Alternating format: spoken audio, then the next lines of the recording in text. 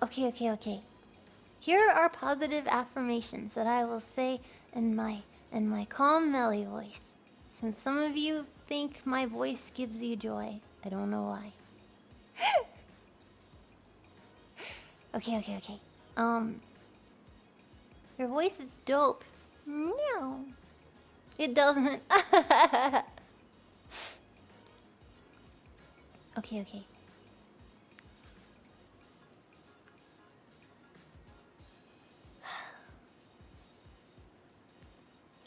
You are doing your best.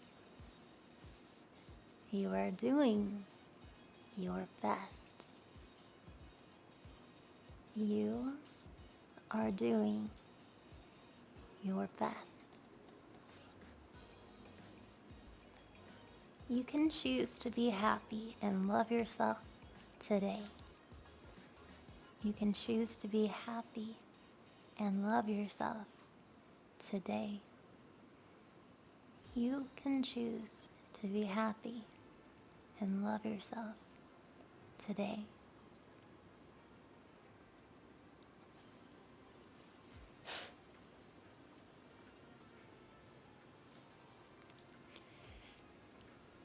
Your thoughts create your reality.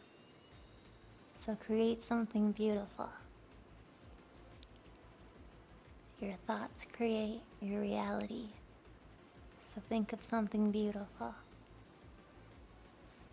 Your thoughts create your reality. So think of something beautiful.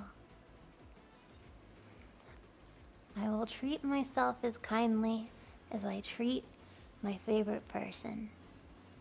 I will treat myself as kindly as I treat my favorite person. I will treat myself as kindly as I treat my favorite person.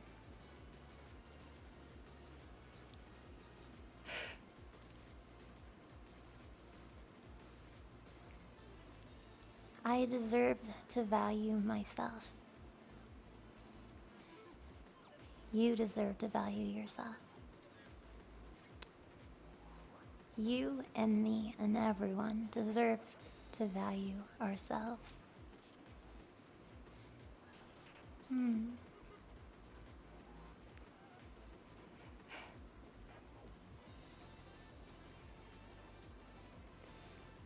You deserve love too.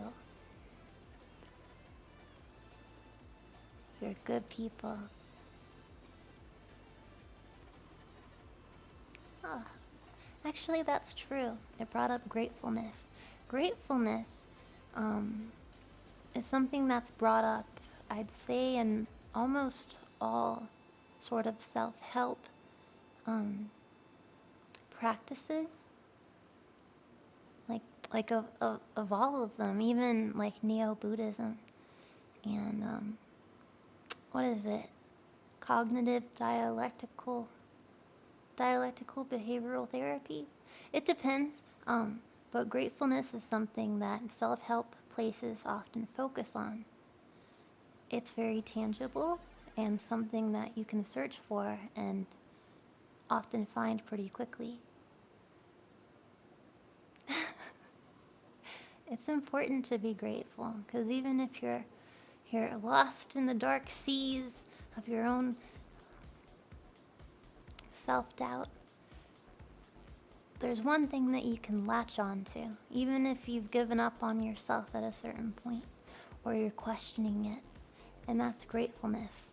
Being grateful for the external things that you value, whether it be your community, your peers, your partner, your family, your pen pal. Putting trust in one thing is just a step in the right direction of putting trust in yourself.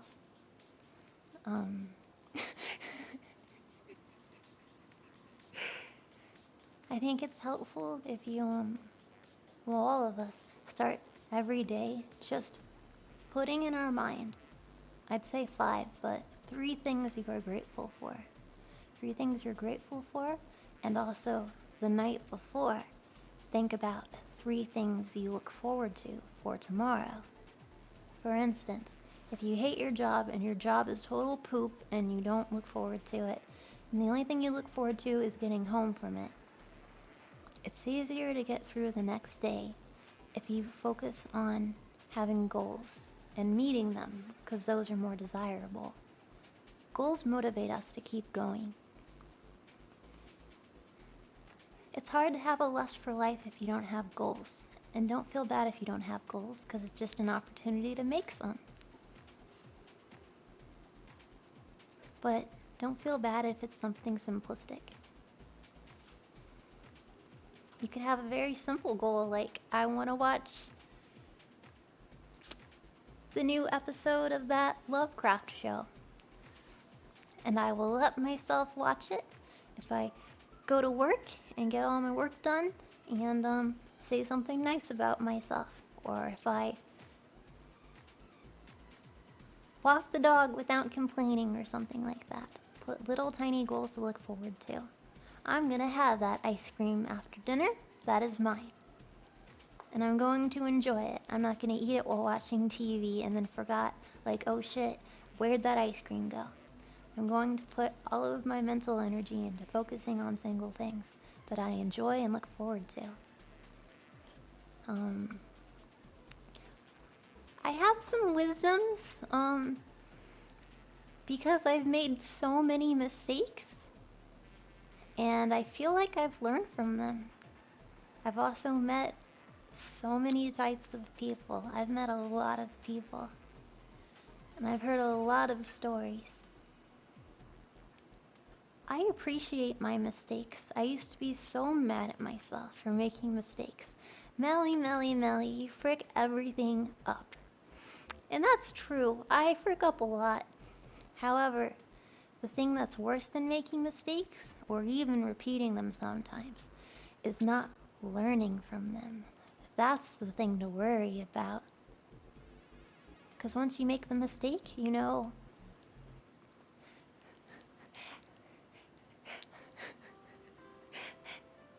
maybe filling that car full of goldfish was a bad idea. It should have been obvious, but it happened, and I've learned that it was a bad idea, and I won't do it again.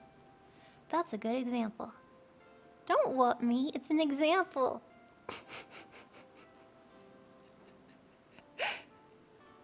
My examples are perfect. There's a quote in Community, Jeff says to Britta, I'm the Britta character. That's like me blaming owls for how bad Melody is bad at telling jokes.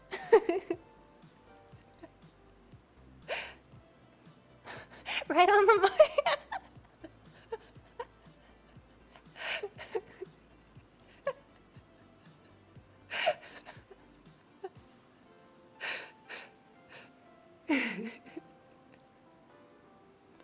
Mistakes are made, but lessons are learned, and it makes us stronger, not weaker. I absolutely agree. 100%. Learning is amazing. I feel like you stop growing as a person when you give up on learning or wanting to learn. I think learning and education, even dad jokes, are fundamental in having a full life. I think self-help is very important. Very important.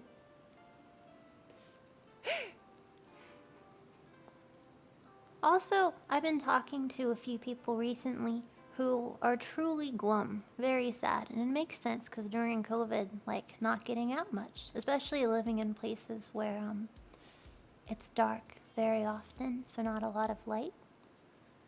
That decreases your vitamin D and makes you less happy. And if you're less happy, you're less likely to exercise. And exercise gives you natural endorphins, contributing to the happiness. But if you're not getting light and you're not exercising, then it's perpetuating your own sadness. But anyway, a few of my friends have been sad. And yep, being stuck inside is very difficult. So they've been focusing on making others happy, which I think it's very important to make others happy. It adds to your gratefulness. But I think it's more important to see yourself through first than relying on the feedback of others. Because sometimes others won't be there. I think it's important to be comfortable with yourself. Fluffy cat. I like being alone, but I hate feeling alone. That's perfectly valid. That makes sense. And you don't have to physically have someone like proximal to feel not alone, to feel connected. It can be a person living thousands of miles away on the computer. And that's just as valid. I like hearing about people that have gotten into video games because they jump on Discord and they're in their groups and they're playing like shoot 'em up games together, like every day. Put on the headset, go play a shoot game. I love that. Because it's like you're hanging out with a bunch of people every single day. The shoot 'em up games, like Tarkov. Those are really good for bonding. Also going into voice chat and getting drunk and in Mad Lad Central. There's lots of ways and opportunities to socialize with other people. I would never condone drinking. No, never. Exactly, Sen. That's what I was thinking. I think I have it written some places too. My favorite line is, "It's okay to not be okay." I think about it all the time. Whether I'm feeling down or not, it is okay to not be okay. So often it's like, feel bad for feeling bad. I should be having a good time. I have nice things going on. I'm mad at myself for being upset. Even if it's going well or going unwell. You shouldn't punish yourself for having feelings, not feeling adequate. Not boring into a bed. There we go. It's okay to not be okay. That's another thing. Punishing yourself for being sad. Yelling at yourself, especially if you're doing meditation. Again, going back to Neo-Buddhism. A good while ago, I was trying to learn to do meditation, and I was so mad at myself because I couldn't get my brain to shut the fuck up.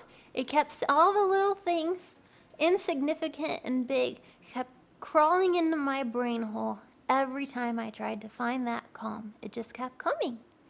It just kept coming. And I couldn't make it stop no matter how long I tried and how many days. And I was so mad at myself because I thought other people can do it. Why can't I? And I eventually talked to a bunch of people and realized ones that have done it for years and years and years and years. They have it too. And I said, how do you find that calm? And they said, the difference is we're not fighting it.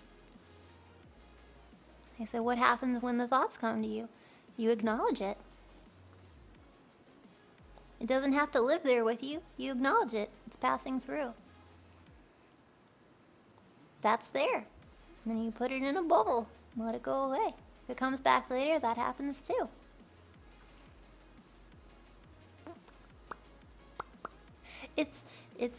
It will always be there because that's self-doubt. And self-doubt will always exist in your brain hole alongside self-confidence because humans are multifaceted and complex. Like do-it-yourself slime kits that you can make. Very confusing, but there is a recipe to it. And it's okay to doubt yourself. If anything, doubting yourself, again, it's something you can find value from because you can think, okay, I doubt myself in this. What do I think would be a better approach that feels safe and likely to be more successful? Go that direction. It's okay to let the thoughts come in, and it's important to acknowledge them. Don't run from them. Don't swim against the stream. Because the more you fight something, the stronger it gets. Both like in its presence and how much it has over you. And thank you, Phantasma, for 1,000 bits.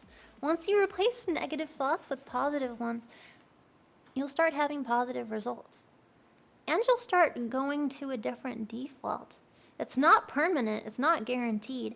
You can't force it, but the more often you focus on something, the more... Habits are brilliant. I love habits. Habits are the best thing and the worst thing, because it is a strong tool that you cultivate, no one else. Habits can be good and habits can be bad. And it takes like 3 months to develop a habit. When they say like, oh, it takes 2 weeks or 30 days, that's incorrect. It's like 70 days. That's not right. It's much easier to develop a nasty habit, an ugly habit, a habit that is reinforced by laziness or sadness. Absolutely, that's why it's harder. But the longer you do it, the easier it gets. That's actually a thing that was reinforced in Projekt, a very sad show, about this monkey, and he was a jogger, and he would go in front of Bojack's house every day at like 5 in the morning, and running, and he just kept doing it. Rain, sleet, snow. And he asked the monkey, he's like, how do you keep doing this? This is the craziest ledge, like, how? And he's like, yeah, it's hard. And it'll always be hard, but every day it's a little bit easier. You gotta do it every day.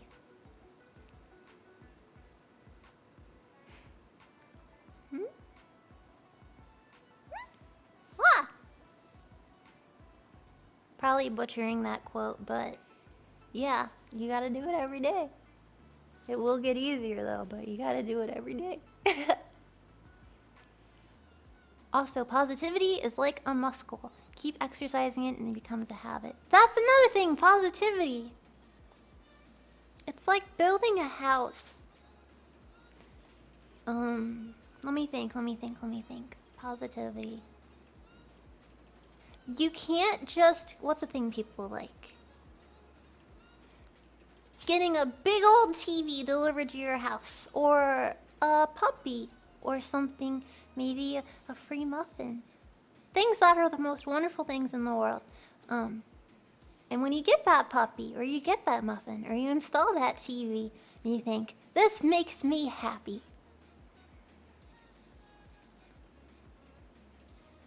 It's not necessary. This gives me happiness. This gives me happiness. Boom. It's kind of mixed. It's more like this brings me joy or delight or something. I am felt uplifted. This brings me a feeling of being uplifted. However, things don't cause happiness. Having a nice TV doesn't make you a happy person. Happiness, you're right, it's a muscle. Happiness is a habit, and you practice it. You can't be made happy. You can't find happiness in objects and situations. Oh, I'm dating this hot girl. I am now happy forever. No. You can have all the things you love and still feel sad inside. I don't like that. I've met people who don't understand sadness. They must not have sad friends either, to where they think, how can you be sad inside? You have so many nice things going on for you. It makes no sense. Things don't make you a more whole person. You have to do it. I know, it's so sad. Trying sucks. It's really hard. And we shouldn't punish ourselves for being lazy either, because defeatism happens very easily. It does. A Ferrari might do it, sure. Okay, a Ferrari might cause happy. No. Second thing, someone once told me that the meaning of life is to help one person to be happier. Blah! Blah! To be happier, and it's okay if that person is yourself. It's okay to not be okay. I completely agree. I agree entirely. Even if that one person is yourself. I love that.